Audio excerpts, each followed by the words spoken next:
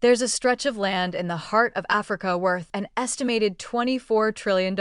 Gold, copper, oil, and more cobalt than the rest of the planet combined. Every smartphone, every laptop, every electric car on Earth depends on what's buried in that soil. And the average person standing on top of it lives on about $2 a day. That is not bad luck. That's not a mystery, or a curse, or a failure of hard work. That is a system operating exactly as designed. Because the story of why the richest continent on Earth holds so many of the world's poorest people isn't really a story about Africa at all. It's the story of the most profitable scam ever invented. And it's still running today in broad daylight, wearing a suit. To understand it, forget about countries for a minute and think about payday loans. You know the ones. The neon storefronts promising fast cash, no questions asked. Here's their secret. The payday lender doesn't actually want you to pay the loan back. Not cleanly anyway. The whole business model depends on you missing that first deadline, rolling the loan over, paying a fee, then a fee on the fee, until you're working every week just to service a debt that never shrinks. The product was never the money. The product is the trap. Now take that exact model, scale it up to the size of a continent, give it a marble headquarters in Washington, and a name that sounds like a charity. Congratulations. You now understand the last 80 years of African history. But let's rewind, because the trap only makes sense once you see what came before it. In 1884, the powers of Europe sat down at a conference in Berlin and did something genuinely unhinged. They unrolled a map of Africa and started drawing lines on it. Britain takes this part. France takes that part. Belgium, Portugal, Germany, everybody gets a slice. Borders were drawn straight through kingdoms, cultures, and language groups by men who had never set foot on the land. And the number of Africans invited to that table was exactly zero. What followed was the largest resource extraction operation in human history. Rubber, gold, ivory, cocoa, cotton, diamonds, all of it flowing north. Those colonies weren't a side hustle for Europe. They were the engine. They helped bankroll 2 world wars, and when Europe ran short of soldiers, it took people too. More than 1 million Africans were pulled into fighting Europe's wars. Then 1945 arrives, and the whole arrangement collapses. Europe is broke, bombed out, and can no longer afford to police its empires. Independence movements it once crushed now have leverage. Ghana breaks free in 1957. In 1960 alone, 17 African nations declare independence. On paper, the age of empire is over, but Europe has a problem. Rebuilding still requires African minerals, African crop, African everything. Except now, for the first time in centuries, Europe would have to pay the actual owners full price. And Europe had absolutely no intention of doing that. Here's where the timeline gets interesting. Back in 1944, a year before the war even ended, the Allied powers had gathered at a hotel in New Hampshire and created 2 new institutions. The International Monetary Fund, to stabilize the world's currencies, and the World Bank, whose original name tells you everything, the International Bank for Reconstruction and Development. Their first job was rebuilding Europe and Japan, and to be fair, they did it. Loans went out, factories went up, Europe recovered. And then, right as Europe got back on its feet, and right as Africa broke free, these 2 institutions discovered an exciting new customer base. Understand the position those new African countries were in. The colonizers hadn't built countries. They'd built extraction sites. The railways ran from the mine to the port, not from city to city. Education was an afterthought. When Congo became independent, it had, by most counts, fewer than 20 university graduates in a population of 15 million people. These new nations had staggering wealth in the ground and almost no capital to get it out. No machinery, no refineries, no ports of their own. They needed money to build all of it. And there was exactly one lender in town. The loans came in dollars, with interest, and with conditions buried in paperwork that read like a favor and functioned like a leash. Here's how the cycle actually plays out. You're a newly independent country, and you borrow, say, $1 billion.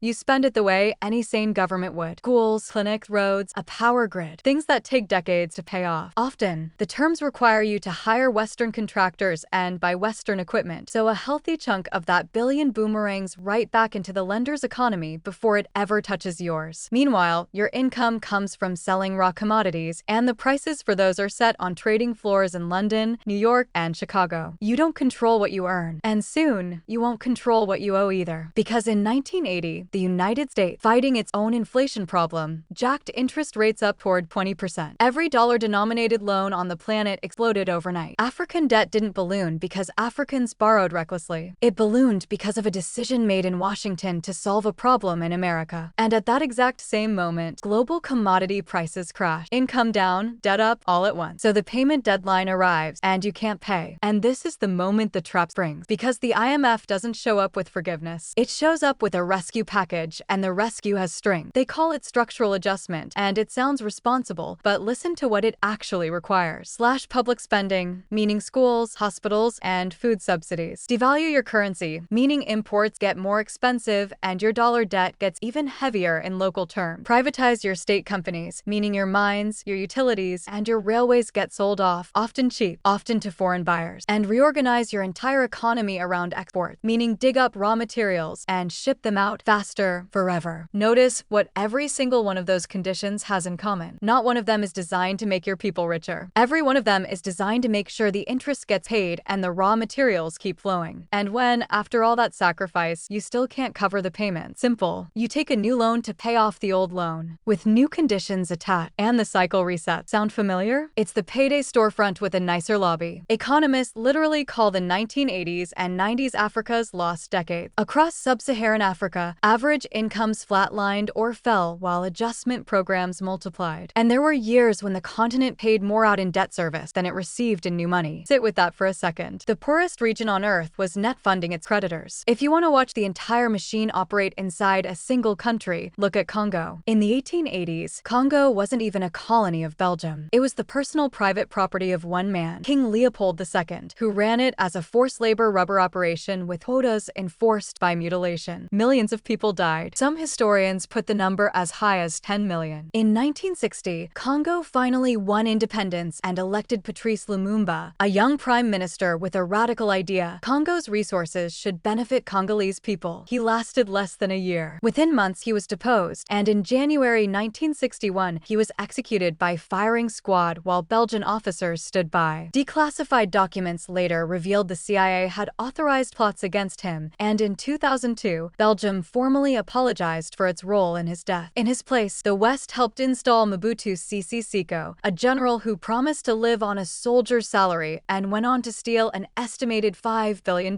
He built palaces in the jungle and chartered the Concorde for shopping trip to Paris while his people went hungry. And through all of it, the loans kept flowing because Mobutu voted the right way in the Cold War. Here's the detail that gives the whole game away. In the early 80s, the IMF placed one of its own people, a German central banker named Erwin Blumenthal, inside Zaire's central bank. He came back and wrote a report concluding that corruption was so total, there was no realistic prospect creditors would ever be repaid. The IMF read that report from its own expert, and then it approved more money. Some of the largest support packages Zaire ever received came after the fund was told, in writing, that the money was gone the moment it landed. Why would lenders do that? Because the interest was collectible either way. Because every new loan came with conditions that handed over a little more control of the economy. And because the debt never belonged to Mobutu. It belonged to the Congolese people, and when he fell in 1997, he left it behind for them. To keep servicing it, Congo was pushed to privatize its mining sector, and control of the richest mineral deposits on Earth passed into foreign hands. Today, Congo produces around 70% of the world's cobalt. Some of it is dug by hand, sometimes by children, for a couple of dollars a day. That cobalt is in the phone you're watching this on right now. And Congo's share of the value of that phone rounds to approximately zero. The country with the most mineral wealth on the planet has one of the lowest incomes per person on the planet. That is not a paradox. That is an invoice. Now, whenever this story gets told, the same objection comes up. Maybe it's just corruption. Maybe it's bad governance. Fair question. So let's run the control experiment. What happens when a resource-rich African country never takes the deal? Botswana, 1966. At independence, it's one of the poorest countries on the face of the earth. Landlocked, mostly desert, with barely a dozen kilometers of paved road. 1 year later, diamonds are discovered. And Botswana does something almost nobody else was given the room to do. It says no to the easy money. Instead of mortgaging the diamonds, it negotiates its way into a 50-50 ownership stake with De Beers. Instead of mega loans, it banks the profits and pours them into schools, roads, and national reserve. It has never taken a single loan from the IMF. What followed was one of the fastest sustained growth runs any country has ever recorded, and today Botswana is a middle-income nation with public debt among the lowest anywhere. It's not a utopia, and it has real problems. But the gap between Botswana's path and its neighbor's path isn't a rounding error. It's the difference between owning your assets and renting them back from your creditors. There's one more country that never borrowed from the fund, and its ending is darker. Libya under Muammar Gaddafi. Let's be clear, Gaddafi was a dictator, and a brutal one. But he kept Libya's oil money in Libya, and by 2010 the country ranked highest in all of Africa on the United Nations Human Development Index. He was also openly organizing something much bigger, an African monetary fund, an African central bank, even a gold-backed currency that would let the continent trade without Western banks in the middle. Then came 2011, civil war, a NATO intervention justified as protecting civilians, Gaddafi dead in a ditch, and roughly $30 billion